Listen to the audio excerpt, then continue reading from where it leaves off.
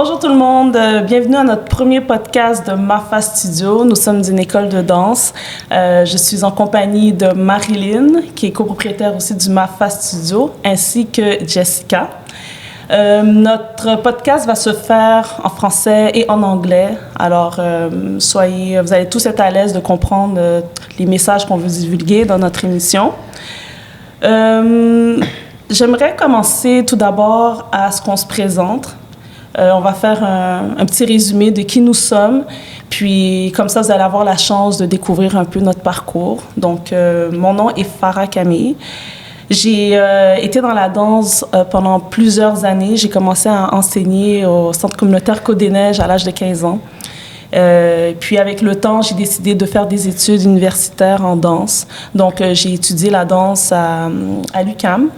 Et puis, par la suite, j'ai commencé à donner des classes, à offrir mes services, à travailler pour des écoles de danse, des centres, et jusqu'à ce que l'idée soit arrivée d'ouvrir un studio de danse qui porte notre concept, nos idées.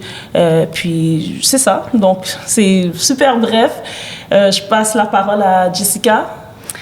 Hello, everyone. My name is Jessica Chow. I have a slightly different path compared to Farah. I actually have a CPA designation, so I'm a chartered professional accountant. I spent 4 years working in a accounting firm, and then I worked for 9 years in industry, in telecommunications, specifically in corporate finance. So my role in this company is more from the administrative, financial side. Yeah. Super. Je passe la parole à Marilyn. Hey, hi everyone. So my name is Marilyn Tanya Kame. So I'm also a dancer. I started dancing because of my big sister Farah. So I didn't study dance. I studied kinesiology, and I always had a passion for working out, dancing. So so right now I'm teaching. I'm also a professional dancer, and I'm training people. Yeah. Super. Super. Alors, on voit qu'il y a des parcours similaires, mais en même temps, on a tous des parcours différents dans moi puis ma soeur par rapport à la danse, et Jess, qui a beaucoup été dans le milieu des finances, des chiffres.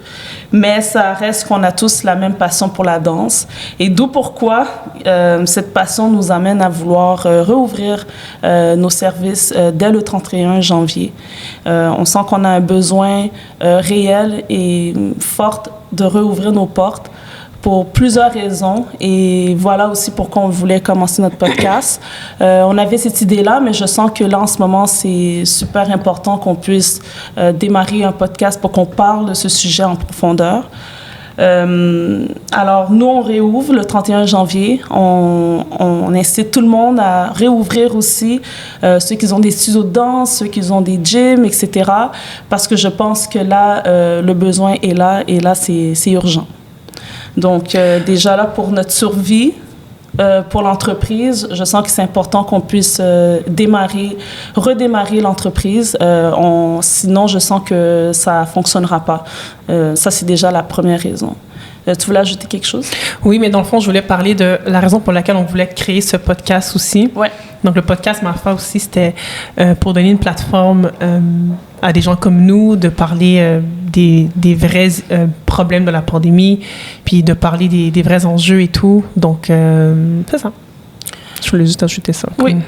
Oui, non, c'est correct, c'est correct. De toute façon, je sens aussi que Mafa est pas juste un studio de danse, mais je sens qu'on a tellement d'opinions qu'on veut partager avec, oui, nos danseurs, nos artistes. Je sens qu'un podcast Mafa est nécessaire, mais surtout parce que là, il y a une pandémie.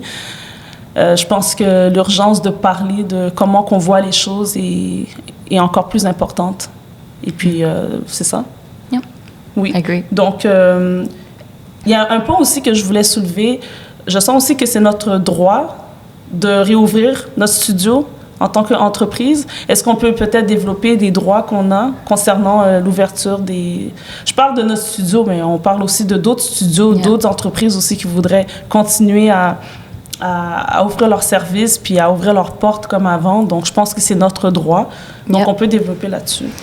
Yeah, so I think with everything that's been happening, again, I'm not a lawyer or anything, Yeah. making that disclaimer. It's just from the research I've done and listening to Canadian constitutional lawyers a lot recently and trying to understand, because at the end of the day, you have to kind of know your rights to be able to defend yourself. I mean, nobody else is going to stand up for you.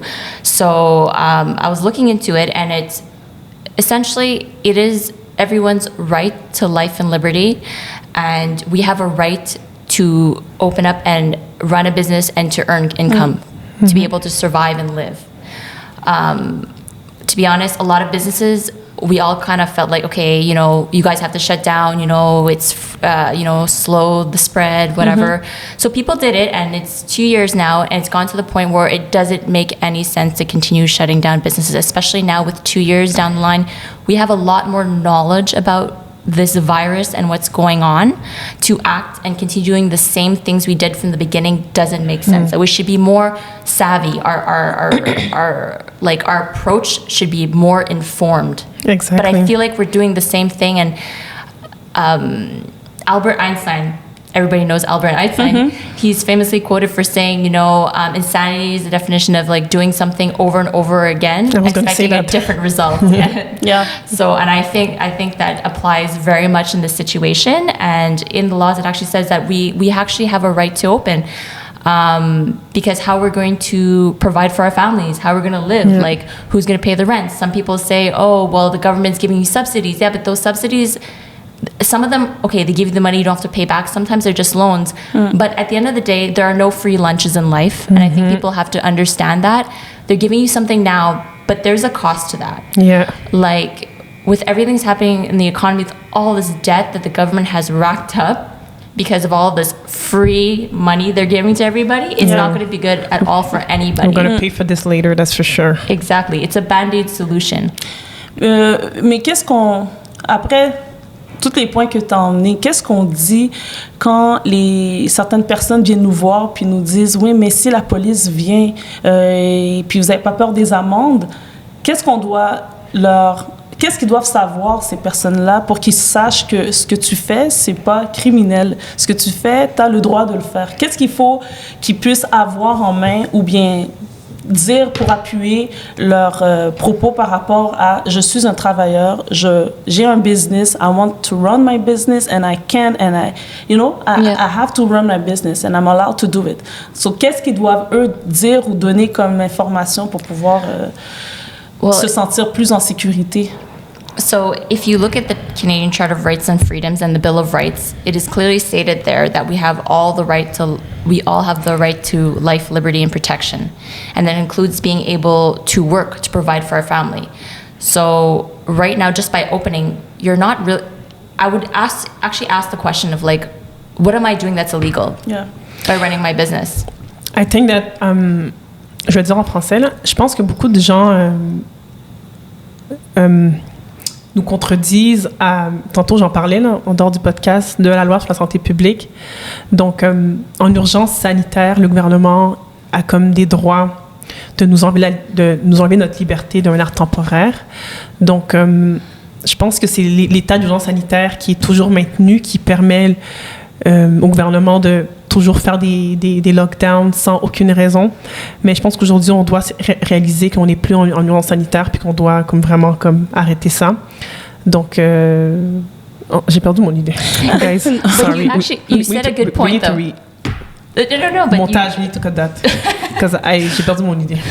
No, but you had a good point there because you said that the emergency, the state of emergency is temporary. This is 2 years. And I think people have to, it's public knowledge from the CDC, the FDA, public health, that people, this virus has a 99.9% survivability rate, and even higher than that for kids. For kids, literally, the risk is practically 0%. Yeah. So if just by looking at those stats, I think I'm more leaning on the side that we're not in a state of emergency. Yeah, Like there are other cancers, there are a lot of other dangerous things that have a lot higher probability of injuring or killing people. So it's kind of right now all we're doing is just hurting the economy, hurting everyone's mental health. And what I find is so fascinating actually during this pandemic is that people seem to be looking at taking everything, looking at this through like a silo, like one looking glass. Like let's just focus, like everyone's thinking, let's just focus on how to reduce COVID cases, which in my opinion doesn't really indicate anything. But we can get into that in another podcast. But they always focus on, okay, how to reduce COVID cases, COVID deaths. No, we don't want spreading COVID. But look at all the negative things that are happening because of these restrictions. Like so many people have died from the lockdowns through mental health, whether it's abuse. I think, like they said, like suicide too. Suicide, a lot. Kid abuse injuries, head injuries have went up like 1,000 times. Like some like not, don't quote me on the stats, but I know it went up ridiculously. Women in abusive relationships, that's also went up. Like there's the solution cannot be worse than it cannot create a bigger problem. Like, you know what I mean? That to me, it's just, I don't know. Alors, techniquement, je pense pour ton point, qu'est-ce que tu voulais dire? Est-ce que tu voulais parler d'exemples? Comme je disais, il y en a qui sont un peu inquiets de si la police vienne. Oui, c'est ça. En fait, mon point, c'est que les mesures qui sont en ce moment mises en place, comme les lockdowns, c'est illégal. Donc, on ne peut pas t'empêcher de rouler ta business, c'est illégal. Mais beaucoup de lois ou de personnes vont dire, de personnes plutôt vont dire comme, à cause du lockdown, le gouvernement a le droit d'appliquer ces mesures. À cause de la pandémie, à cause de l'urgence sanitaire, pardon. Donc, l'urgence sanitaire permet que le gouvernement applique ces mesures. Mais l'affaire, c'est qu'on n'est plus en urgence sanitaire. Il n'y a pas d'urgence sanitaire. Comme Jess disait tantôt, les gens survivent à la COVID. Comme c'est très rare des gens qui meurent de la COVID. C'est pas beaucoup, donc... Mais c'est pas ça qu'on nous fait voir, tu vois. C'est pour ça que cette urgence... Elle n'est pas là, l'urgence sanitaire. Elle n'est pas là, mais c'est sûr que c'est ça qu'on essaie de nous faire croire. Et c'est ça qui permet après, selon les lois, de dire comme l'urgence sanitaire, donc là, ça fait que on ferme les business parce que ça comme donne le droit au gouvernement de nous donner des confinements et des trucs comme ça. Bref, mon point, c'est que la loi nous permet d'ouvrir notre studio. Donc, comme je disais tantôt, il y a plusieurs droits de la Constitution, des points qui nous disent clairement que notre business en ce moment peut être ouverte. Alors, mettons, faisons un genre d'exemple. La police arrive dans un studio, puis il dit qu'est-ce qui se passe? Vous n'avez pas le droit d'ouvrir votre entreprise. Maintenant, je vais vous donner une amende. Qu'est-ce qu'on dit? Comment qu'on les confronte de manière, bien sûr, respectueuse, mais en même temps, en leur démontrant des preuves que non, j'ai le droit, regardez, voilà, il y a ça, voilà, qu'est-ce que ça stipule, voilà. But didn't you guys, that happened to us? Yes, it did. Twice. It did. Yeah, twice. The first time we were there. The second time it was you two. You were always there. I'm always there. Mais c'est sûr que quand c'est arrivé, bien sûr, quand la police arrive, c'est jamais comme une situation intéressante. C'est toujours stressant. Tu vois, genre 2 policiers avec leur costume, c'est intimidant. Ça, je veux pas vous le mentir. Par contre, si tu reconnais que tu es quelqu'un de clair, que tu fais juste run your business pour justement faire rouler la machine puis que tu fais rien de mal, tu vas être plus en confiance après de parler avec la police puis de leur expliquer qu'est-ce que tu es en train de faire. Parce que la police ne connaisse pas tous les domaines non plus qui existent dans cette vie. Il y a plusieurs domaines qui sont, qui connaissent pas. Puis même nous, quand ils sont venus, ils n'avaient pas l'air de comprendre qu'est-ce qu'on fait. Nous, on disait, oui, on donne des cours en ligne parce qu'on peut pas être en présentiel avec nos clients. Puis même à là, ils comprenaient pas vraiment qu'est-ce qu'on faisait, si c'était essentiel, si c'était pas essentiel, si on avait le droit d'être dans notre propre studio. Donc, il fallait comme leur mettre dans le contexte que qu'est-ce qu'on fait, on a le droit, on travaille. Oui, c'est de la danse, mais c'est du travail aussi. OK? Pas parce qu'on est en train de danser, on est en train de rire, qu'on est en train de chiller. Non. Notre rôle en tant que danseur aussi, c'est de créer cet environnement fun, amusant, attrayant aussi pour les clients. Donc, il y a une manière d'être aussi en tant que prof de danse. Et c'est ça, il fallait leur faire comprendre que ça fait partie de notre job.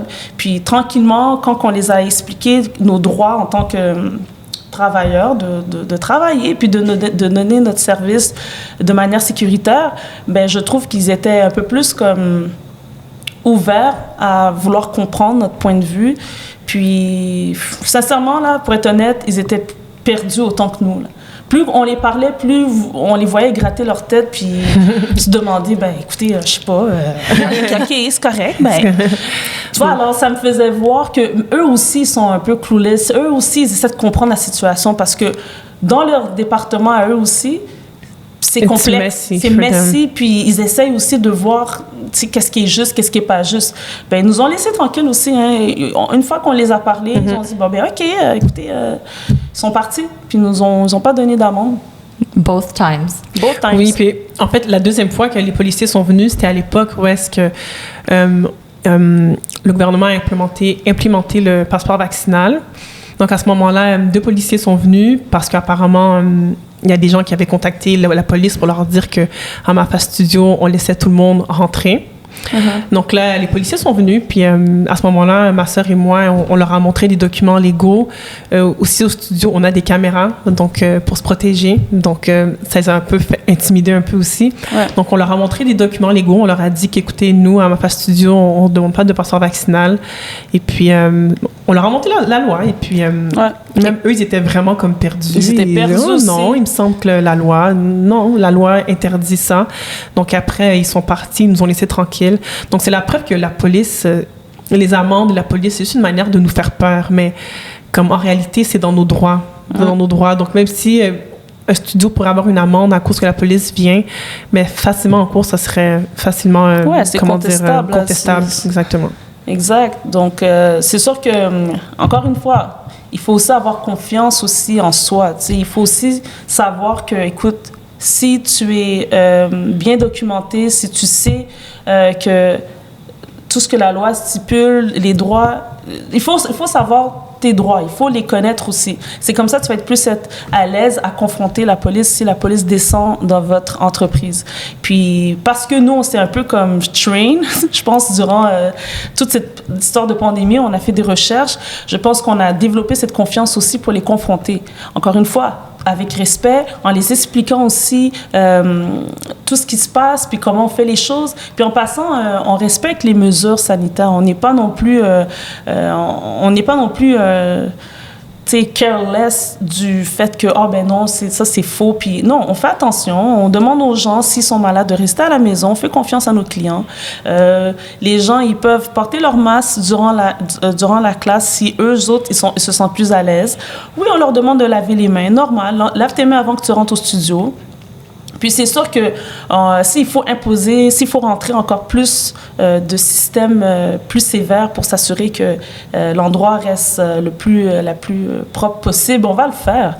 Mais il faut qu'on ouvre. Il faut qu'on ouvre. On n'a pas le choix. On est rendu là. On a attendu, on a fait ce qu'il fallait qu'on fasse. Puis, regarde, on est encore dans la même situation. Moi, je sens que ça y est, là, c'est temps d'ouvrir. On a le droit, on fait rien de mal. On travaille comme tous les autres qui travaillent normal. Malheureusement, on est des artistes. Malheureusement, on a décidé d'œuvrer dans le milieu artistique. Mais c'est notre choix. Puis, je sens qu'on a le droit d'avoir notre place aussi pour qu'on puisse faire de l'argent. Point. C'est ça mon opinion là-dessus. Yes. Puis je pense aussi qu'on devrait peut-être parler un peu du passeport sanitaire. Donc aussi parler que nous, on réouvre, mais nous, on réouvre sans passeport sanitaire. Ça a toujours été comme ça, là. Donc peut-être déjà parler un peu du passeport sanitaire. Toi, Jess, qu'est-ce que tu en penses du passeport sanitaire? To me, especially in the beginning, yes, we were following the rules. Okay, guys, wash your hands when you come in. We had the circles on the floor to make sure people are 2 meters. We're trying to do our best, whether or not you believe it or not. But I think with the passport, that's kind of where I felt personally, and I think you guys agree, that was kind of going overboard and really crossing the line in terms of privacy. It's kind of it's none of my business to know someone's medical records, what they, you're just coming here to dance, or unless someone's coming in just to purchase something. Why would I need to know that? Exactly. Je suis entièrement d'accord. Exactly. So, and if you actually look into the law, you cannot discriminate somebody based on their medical condition. That is against the law, and that's kind of one of the things you guys did show to the police officers when they came, that if someone came into the studio who fully were aware of the law and their rights, they could technically, from what I understood, actually sue us for discriminating against them and saying, no, we're not going to offer you our services because of what you are. Like, and to me, that was just something we couldn't do. Non, du tout. Just in terms of moral respect, and also it is against the law. And you know what's crazy is that they how do you say that? The mandate? The mandates? No, Ils ont obligé. they forced. I'm going to tell it in French. Donc, Okay. ils ont oh God, I'm losing my words, man. Donc, ils ont obligé le passeport vaccinal dans les business, dans les restaurants, dans les clubs, dans les bars, dans les studios de danse. Donc, les non-vaccinés, the bad people, n'ont pas eu accès à ces endroits-là. Et aujourd'hui, en janvier 2022, on est encore confinés. Donc, les restaurants, les clubs, les studios de danse, les gyms sont encore fermés. Donc là, c'est la preuve que le passeport vaccinal a vraiment aucun effet, ça fonctionne pas, ça marche pas. Donc, en plus d'être illégal, d'être contre les droits humains, on a la preuve que ça fonctionne pas. Donc, je trouve ça drôle aujourd'hui qu'ils continuent encore à le mettre dans d'autres endroits.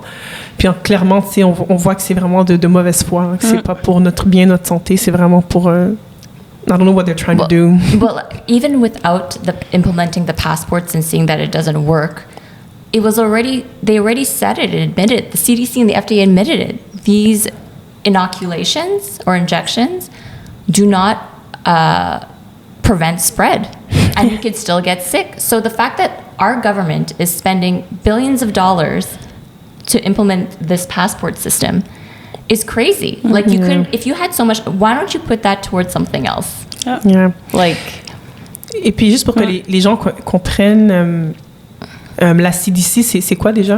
Centers of Disease and Prevention, yeah. And the FDA, c'est what is it? The Food and Drug Administration. Yeah. Donc, c'est comme un peu équivalent à Santé Canada, un peu.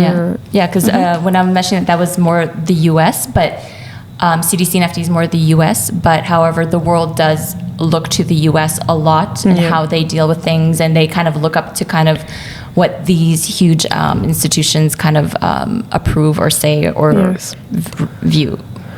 So, exactly. And I've actually listened in to one particular FDA committee meeting. It was 8 hours long. I didn't listen to the whole 8 hours, but I tried to listen to most parts.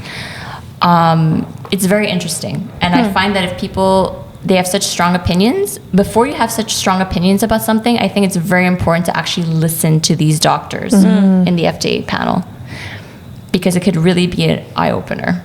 That's the thing, because right now I hear people telling me that, but like some doctors are saying that the vaccine is good, the passport is good. Like, c'est comme si all those doctors that are talking against all of this, they're like not in the right path or in the right. C'est pas eux qui, là, sont pas des spécialistes, parce qu'ils they talk against it. Yeah, they're not good doctors or anyway. So comme. But how do they know they're not good doctors? Like, yeah, it's because, for example, in the news, in mainstream media, they're gonna promote these doctors. This doctor said that, this scientist said that. So, c'est difficile parce que on dirait dès que tu prends le clan des médecins qui partent à l'encontre de la pandémie, c'est comme, he's a bad doctor. You're not doing the right research. Anyway, so il y a des médecins qui parlent pour le pass sanitaire, mais je sens que ces médecins-là sont un peu corrompus ou bien que leur jugement est un peu altéré. No, I agree. Like, I think at the end of the day, I don't think all doctors, not all doctors are bad just because you believe in the inoculation or jab. I think sometimes it's just that doctors are also like any other person, human, right? You're right. You can be, if you're put in a state of fear long enough, you might believe it regardless. Like, you know, your common sense kind of goes, right? It's true, I like They're that. humans too, right? So it's like anybody. That's why I feel like in this situation today, it's not even about intelligence or how much school you did. It's really a level of consciousness and awareness of what's happening and being able to piece together the thoughts and just question. Like, I just find it so funny. I remember as a child, parents always saying, you know, you need to question things. It's important to question. Don't just listen to everything someone tells you. You know, if it doesn't feel right, you know, think about it. But now we're being told, why are you questioning? Yeah. Like, why are you asking questions? Yeah. And I'm like, I don't understand. Is that how they're teaching our kids at school now? Don't question? Exactly. On n'a pas le droit d'avoir une opinion, on n'a pas le droit d'avoir une opinion qui est différente du narratif. Puis ça, c'est vraiment... I think it's really scary. Ouais. Mais c'est ça. Moi, qu'est-ce que je vais ajouter là-dessus, c'est que je pense que vous aussi, là, je juge pas ceux qui ont pris le vaccin. Je pense pas qu'on est placé pour juger, parce que sinon, ça viendrait juste contredire tout ce qu'on dit. Par contre, il est où le respect de choisir qu'est-ce qu'on veut faire avec notre corps? Donc, si moi, je décide que j'ai pas envie, ça me tente pas, je ne veux pas, il est rendu où OK, ça, c'est ton choix. Et puis, let's move on with life. Commencer à dire que parce que t'es pas comme ça, t'as pas le droit de rentrer ici, t'as pas le droit de faire ça. Moi, c'est ça où j'ai de la misère, parce que je trouve ça discriminatoire. Puis c'est pour ça que c'est là le problème aussi. Oui, on sait qu'il y a quelque chose qui est pas clair au niveau des vaccins, mais c'est sûr qu'au niveau de juste être un être humain qui vit sa vie normale, maintenant on me l'empêche parce que je refuse de faire ça dans mon corps. Il est où le respect là-dedans? It's crazy. C'est là-dessus ce que je trouve que là, c'est dépassé. And you know what I find is crazy actually is that people don't even want to know, like, understand your point of view. They just think, oh, you're crazy. You don't want to take it. Oh, you just want to, you know, defy the government or something. You just, you know, want to disobey. You're someone who likes to break rules. But it's like, no. Did you ever think why we don't want to do it so badly? Like, Exactement. There's a reason for it. And the thing is, yes, there are doctors who are for it, and there's a lot of doctors who are against it. And maybe if there's such a clear, like, 2 points of views, why aren't we letting people discuss and debate, especially if it's something so important that's affected the world? Exactly. But they're putting so much money, I find, into censoring and propaganda. It should really, like, have huge alarm bells in people's heads right now. But people are not, and I'm going to be honest, I don't care if it shocks people, but, je vais le dire en français, ça va être plus clair. Moi, je suis vraiment déçue de la communauté de danse, parce que je trouve que notre communauté est vraiment, what word can I use? Indifférent, ou bien indifférent, je pourrais... Pas indifférent, je dirais plus... Ils ont peur. Comme notre communauté a peur d'agir, on a peur de take a step. Tu sais pourquoi ils ont peur aussi?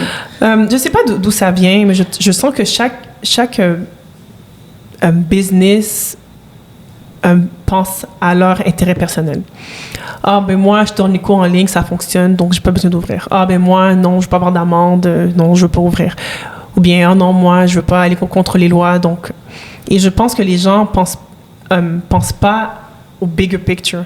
Puis ils pensent pas qu'en étant unis, c'est là qu'on peut créer de grandes choses. Okay? Donc le fait que oui, les gens aussi, sinon je vois beaucoup de danseurs qui veulent juste pas trop parler de ça, puis vraiment se dissocier de tout ça parce qu'ils ont peur que ça atteigne leur image, ou bien qu'ils veulent pas trop partager d'informations là-dessus.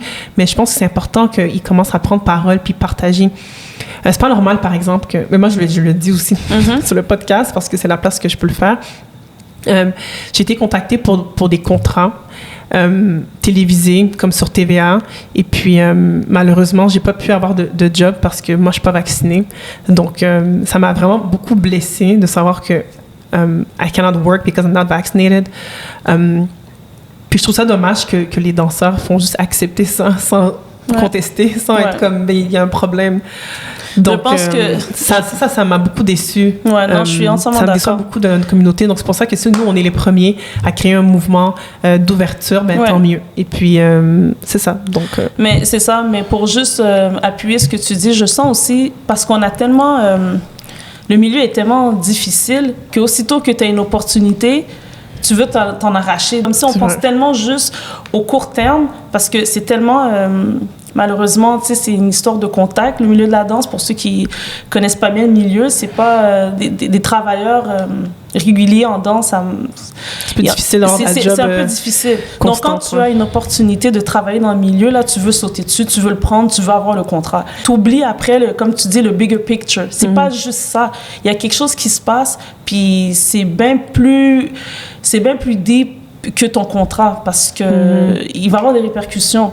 Mais effectivement, si on se met ensemble, si on se fait confiance, on a les documents, tu as les documents pour savoir qu'est-ce que tu dois dire, pourquoi tu as le droit de le faire, et puis que tu vois genre avec tes propres yeux que t'es pas un criminel, là, si tu veux travailler normal sans être vacciné, tu vas voir que non, si on fait ça tous ensemble, il va y avoir un changement. Mais il faut agir, là. Oui, puis tu sais, déjà, les infirmières, je pense que c'était au mois de octobre, elles se sont mises ensemble. Et là, c'est ça. Parce que le gouvernement voulait leur imposer le passeport sanitaire pour travailler. Elles se sont mises ensemble. Et puis, elles et tous les infirmiers et les infirmières se sont mis ensemble. Et puis là, ils ont levé justement cette mesure. Mais c'est ça. Puis là, récemment, on peut penser aux camionneurs qui sont en train aussi de protester pour le passeport sanitaire. Exact. Et puis, on voit que ça a un impact aussi. Donc, je pense que notre communauté, on devrait faire pareil. Exact. Tous les studios de danse, les danseurs, on se met ensemble pour créer un mouvement qui nous laisse travailler, qui nous laisse notre liberté, puis qui nous laisse enfin faire nos business. And just a side note regarding the truckers who are trying to protest their vaccine mandates. Yes. An example of fake news out there is that the mainstream media is saying these truckers are there protesting because of the bad weather. But that is not the case. It's not They're that. protesting against these mandates, forcing them to get something that they may not want to get. And by the way, they've been driving for the last 2 years, no jab, just fine. Yeah.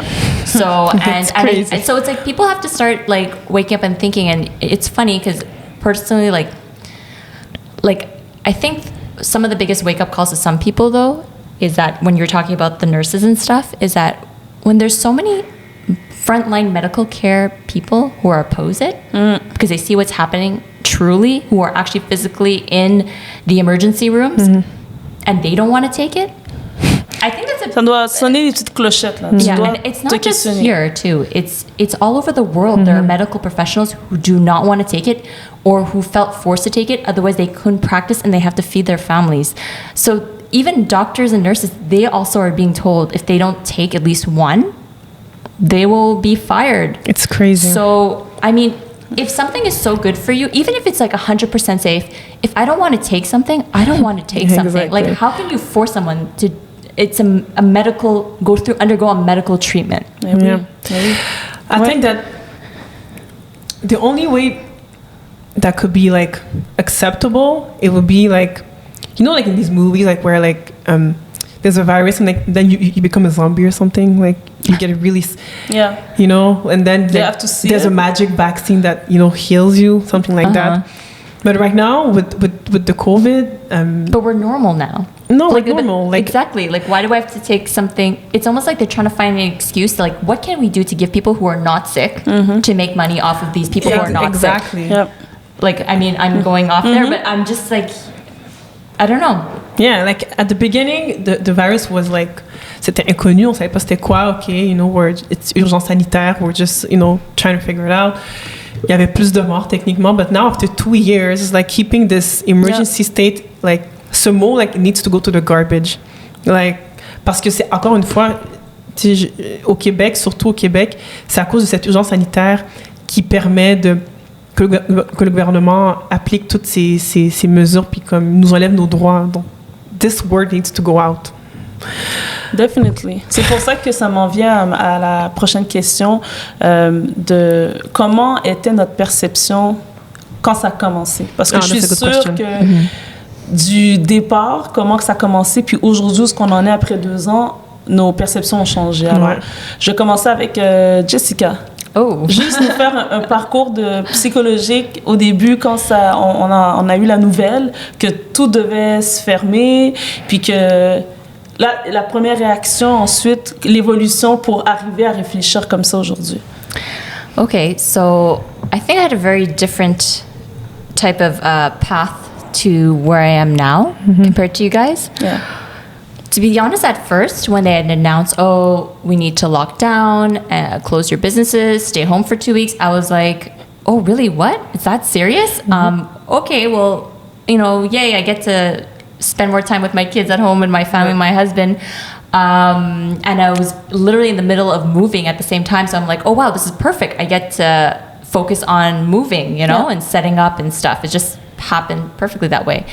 And I didn't think much of it. I was just thinking very, I guess, in a way selfishly about how is it impacting me. And looking back on that was not right in my opinion. But anyway, so I was like, okay. And then after that, it prolonged even longer. Like, okay, a couple of weeks more. Okay, that's a month. And I'm like, oh, wow, this is really long. And the thing is, at one point, I started hearing stuff about like, oh, people are protesting, saying that, it's our right. You cannot force us to stay in. And I was just like, interesting. But then I didn't think much of it. I was like, okay, what? I thought it was like more, you know what? Everybody has their right to their own opinion. They want to go out. Fine. I'm just not going to go out yet because I don't know what's happening. I don't know anything about this virus. And they're making it sound super scary. So yeah.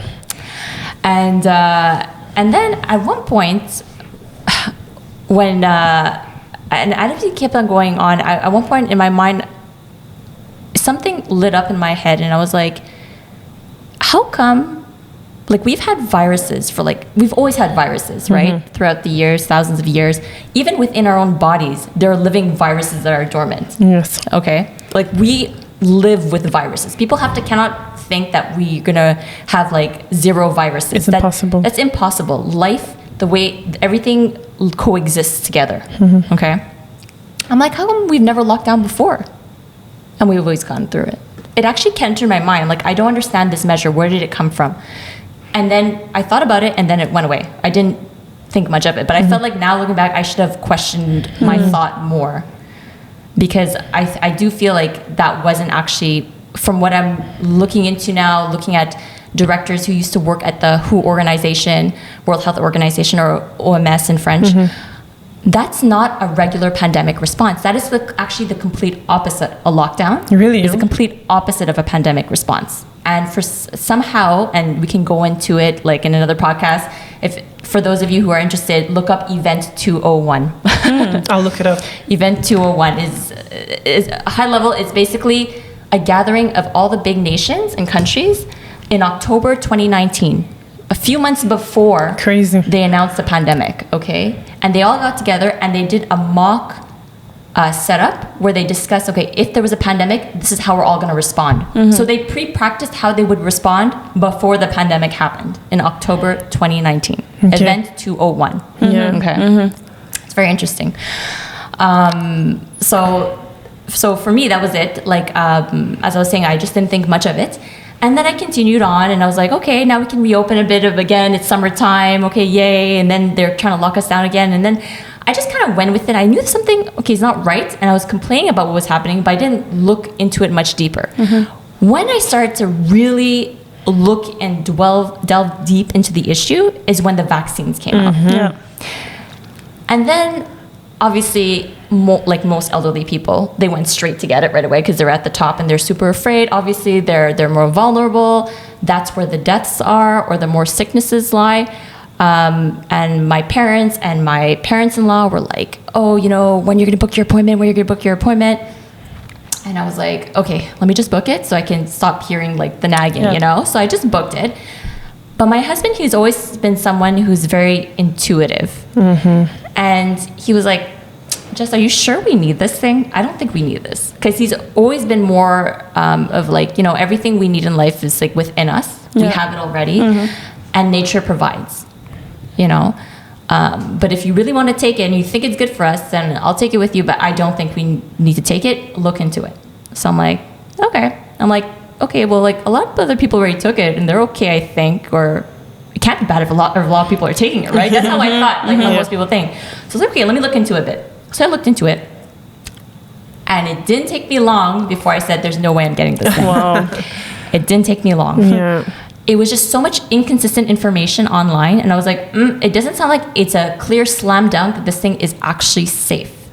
And the biggest thing that really alarmed me was that, which a lot of people did not know when they took it, and I really like ask everybody who's watching, did they really know at the time they took it, if you did take it, that experimental. it was under emergency use authorization. Emergency use authorization does not mean that it's been a fully approved treatment.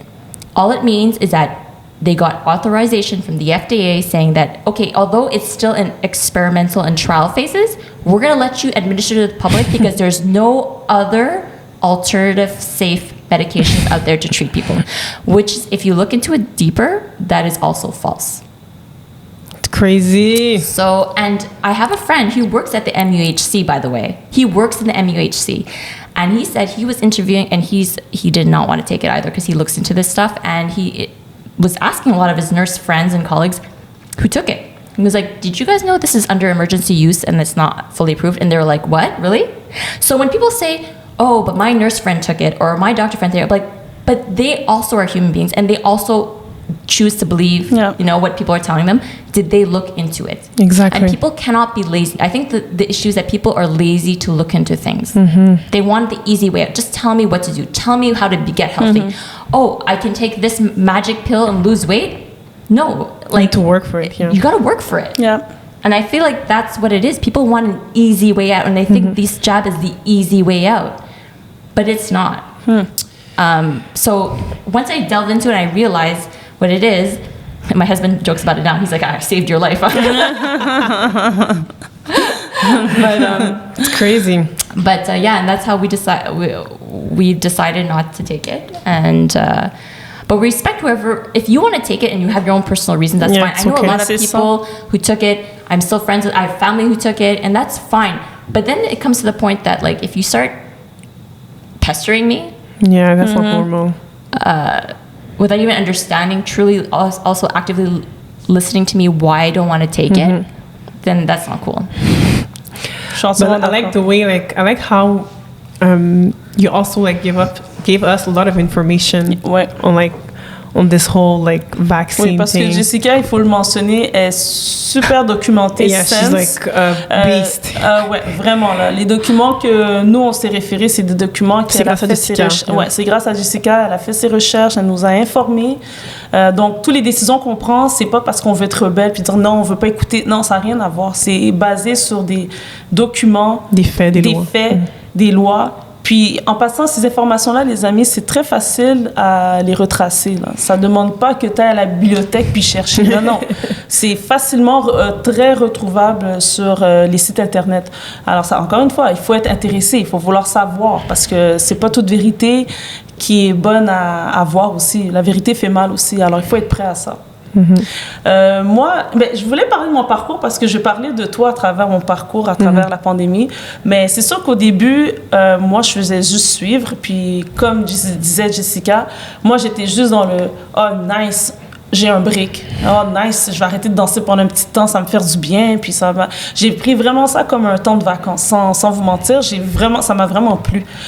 Quand que j'ai commencé à voir qu'il y a quelque chose qui allait pas, c'est vraiment en regardant la réaction de ma sœur. Parce que faut que je le mentionne, ma sœur est très intuitive aussi, comme ton mari. Et puis quand elle est comme ça, puis après ça, elle devient anxieuse, elle bouge, elle est tourmentée. Donc moi, après, ça me fait paniquer. Mais elle a toujours été comme ça. Oh, I can picture it. Et je la vois, moi je suis là, je suis chill, puis là, elle, je la vois comme elle est excitée. Donc je peux pas ne pas savoir qu'est-ce qu'elle a. Donc quand je lui parlais, puis je lui demandais, OK, Marine, c'est quoi que t'as là? Comme on ferait quelque chose qui marche pas là. Comme non, il y a quelque chose. Elle a toujours été comme ça depuis qu'elle est petite. Puis moi puis ma soeur, on a quand même 8 ans de différence. Mais j'ai toujours comme fait confiance à son instinct. Puis depuis qu'elle est jeune. Donc, quand elle était une manière, puis ma mère, elle voyait sa façon d'agir, puis elle était comme, oh, ta soeur est trop. Je suis comme, non, il y a quelque chose. Si Marilyn est comme ça, c'est parce qu'il y a quelque chose qui se passe. Donc, je l'ai vue un peu, genre, angoissée, puis c'est là où ça m'a donné envie de peut-être regarder l'envers de la médaille. Quand aussi, elle commençait aussi à me prédire des choses. C'est quand que tu me disais, tu vas voir, regarde qu'est-ce qu'ils vont dire à la conférence. Ils vont dire comme ça qu'on va fermer encore dans 2 mois. Oh, mais tu sais quoi? Ils ont dit que le vaccin, c'est pas obligatoire, ils vont l'obliger. Quand je voyais que ces prédictions était exactement qu'est-ce qui se passait dans les conférences, c'est là que j'ai dit, OK, là, il y a quelque chose qui marche pas, là, puis il va falloir que je fasse aussi mes recherches de mon côté. Et c'est là que j'ai comme cassé cette idée que c'est pour notre bien. Oh non, écoute, il ferme parce que vraiment, c'est un virus qui est hyper dangereux. J'ai arrêté de réfléchir comme ça parce que là, j'ai vu qu'en faisant mes propres recherches, c'est pas tout à fait ça. Et surtout, qu'est-ce qui se passe en ce moment avec le fait il commence à nous donner beaucoup moins d'accès à juste vivre, là, normal. Là, je réalise que c'est plus qu'une histoire de nous protéger. Il y a comme quelque chose qui fait pas de sens. Donc, c'est là où ma perception a changé de mon côté. Donc, vas-y. Mais, donc ma soeur, elle a raison. Donc, dans la vie, je suis quelqu'un de très intuitive. Puis en 2020 aussi, c'était drôle parce que cette année-là, j'ai comme changé mon alimentation. Je suis devenue végétalienne et j'ai commencé à m'intéresser beaucoup à la médecine holistique. Donc là, j'ai réalisé comment par exemple, l'industrie alimentaire était vraiment corrompue. Donc, à ce moment-là, j'ai commencé vraiment à comme changer ce que je mange et tout. Puis, ça m'a aussi emmené à changer ma perception sur comment le système de santé, il était aussi. Je crois beaucoup aussi que le corps peut se guérir par soi-même. Mais moi, je l'ai vécu aussi. Là, durant la pandémie, j'ai commencé à m'intéresser beaucoup au fasting et ces affaires comme ça. Puis j'ai vraiment vu des effets extraordinaires. Donc là, c'est là que j'ai compris que le corps est très puissant. Donc c'est là que j'ai commencé à un peu changer ma perception sur le système de santé et tout. Donc moi, ça s'était rendu au point parce que même des Advil, je ne veux pas toucher à des Advil. Donc, imagine un vaccin. Donc, c'est ça. Et puis, aussi, j'ai commencé aussi à voir un peu tout ce qui était les théories qu'on appelait du complot, qui finalement commencent à se réaliser. Donc, oui, j'ai beaucoup fait de recherches là-dessus, là, comme depuis secondaire. Depuis secondaire, I was always interested in, like, the New World Order and stuff like this. Mais j'avais vraiment compris ça voulait dire quoi, puis ce que ça voulait dire. Mais c'est arrivé aujourd'hui avec la pandémie que j'ai commencé à faire le lien comme, OK, that's what they meant about losing a right, stuff like this. Ils avaient utilisé une pandémie pour pouvoir instaurer un nouveau système dans la société. Donc, ouais, c'est ça. That's so interesting. It makes me think about, like, how many people out there actually think that these passports are temporary? Because a lot of people initially were saying, don't worry, guys, this is just temporary, just so that, we can slow the spread and blah, blah, blah, blah, blah. But it's like, would a government spend billions of dollars and pay premiers to encourage them to implement this if this was temporary? That's what I hope. Honestly, in my mind, sometimes I'm like, you know what, maybe like, it's going to go away in a few months. But you're right. Ils mettent tellement d'argent dans ça que je pense pas que it's going to go away if we don't. And it provides them a tracking mechanism for people. Exactly. So why would they might not use it anymore for the Vax Pass and so to speak, but they could use it for other things. Yes. Like, I think there's a bigger picture people have to step back and think about. Yeah, exactly. And reflect. I saw this morning on Facebook a post about someone saying that the government could use the pass, for example, I don't know, someone who took like congé maladie de dépression, for example. And then with the pass, they can track that this person went, I don't know, to the restaurant all week. She didn't, like stuff like this, like use it for other stuff. Yeah. Like, I don't know, like someone who was like, I don't know how to explain it, but I feel like we're in the Matrix. Yeah. People don't realize that we're actually we think we have freedom, but that's not freedom. The more we do this is not going to be freedom. Non, du tout, du tout. Puis, est-ce qu'il y avait un moment pendant la pandémie que tu étais un peu comme, ben tu sais quoi, peut-être c'est pour notre bien. Peut-être No, never. Since the beginning, I never... Like, the first few weeks, I was really anxious. Ouais. I felt anxious. People were like, oh, you know what, it's okay, it's just a small virus. At the beginning, like the first few days, people were not... Some people were scared, but other people were like, oh, you know what, it's okay, like, it's gonna go away, like, in a few weeks. It's just, like, a small... But you're anxious, why, though? Not because of the virus, obviously. You're anxious at the response? Yes. I wasn't scared of the virus. Because me, like, during the whole lockdown, I was always going out. Like, taking walks, like... Because I couldn't stay inside. Yeah. I couldn't do that. But I was anxious of, like, the whole situation. Because it was... because I could je pouvais faire des liens entre ce que j'avais lu dans le passé, you know. Je faisais des liens aussi entre people who predicted like a change in society. It's like my intuition was like telling me stuff, and for me it was scary. So I just felt really anxious. Yeah, I remember. Anxious. So Always listen to your intuition. yeah, Ouais. my Mais je pense qu'il y en a, leur intuition est plus forte que d'autres, but I think it affects your It comes out. behavior. Yeah. Ouais. literally like I had dreams. I had like some bad dreams about like not having food and being like locked down in places with the army. Like I had like these crazy dreams. Maybe it's because like my intuition was talking to me, but I remember that in the first few weeks I felt anxious, and then I never believed this shit for real. I never believed it. But you know what? I think a lot of times when people's lives are too noisy in a way, you kind of don't. You can't hear your intuition. Yes. You know what I mean? That's why a lot of people meditate too. Yeah. Because it brings your spirit into a calmness and your mind to a calmness. You can actually maybe listen also to the universe, like trying to tell you things, right? But if it's too busy and noisy, like, you know, we're going to work, go to the office, there's meetings, like it gets clouded. Yes. So. Je suis entièrement d'accord. Entièrement d'accord. Écoutez, c'est pour ça aussi que je pense que l'avantage aussi, pendant que nous, on ne travaillait pas, ça nous a permis aussi peut-être de donner la chance de sentir aussi quelque chose, puis d'essayer de voir pourquoi je sens cette chose-là à l'intérieur de moi, pour aller chercher, puis fouiller exactement. Yeah. Donc, je pense que c'est ça l'avantage aussi, le fait que on n'avait pas à travailler. Ça nous a permis d'être mieux connectés avec ce que notre conscience voulait nous dire.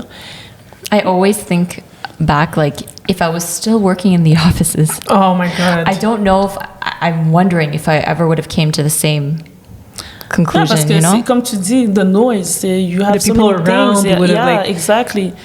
Yeah. Je sens que it would have been different because les gens avec, tu sais pas non plus leur opinion, ils Yeah. peuvent t'influencer, ils peuvent te dire un peu genre, ben écoute là, do something parce que là t'es dangereuse là. No, but I have no friends who didn't necessarily look into it. They just took it. Personally, I know more people who took it out of convenience Ouais, moi aussi. than because they truly were afraid of this virus or really felt that this thing was good. They've Ouais. actually had a friend say, you know what, I'm probably going to die of like other cancers. So if this kills me, this kills me. I don't know, but the thing is, again, it just to show the point that they didn't necessarily look into it. Yeah. So if you Most didn't people- necessarily look into it, you can't really tell people to take it too, right? Exact. Écoutez, on peut genre parler de ce sujet encore plus longtemps. Ce ne sera pas notre dernier podcast. Ça a été notre premier podcast. Puis je suis quand même contente qu'on ait commencé à faire ce projet-là. Puis nous, on va ouvrir. On va voir qu'est-ce qui va se passer. Si aussi vous voulez nous écrire aussi pour avoir des questions par rapport à où est-ce que vous avez trouvé ce document, où est-ce que je peux trouver ça, sentez libre de le faire. Nous sommes localisés à 2 endroits, soit au 51-22 rue Sherbrooke et celui qui est au 424 rue Marien. Donc, c'est 2 endroits à Montréal opposés, l'Est et l'Ouest. Nos horaires sont dans notre site Internet, donc www.mafastudio.com. Vous pouvez toujours nous téléphoner aussi si vous avez des questions pour les cours, les prix, etc. au 514-483-6232. De toute façon, on poste beaucoup sur les réseaux sociaux.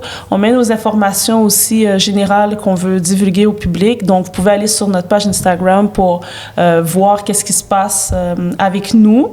Puis voilà, on invite... First podcast done. Yes, first podcast done.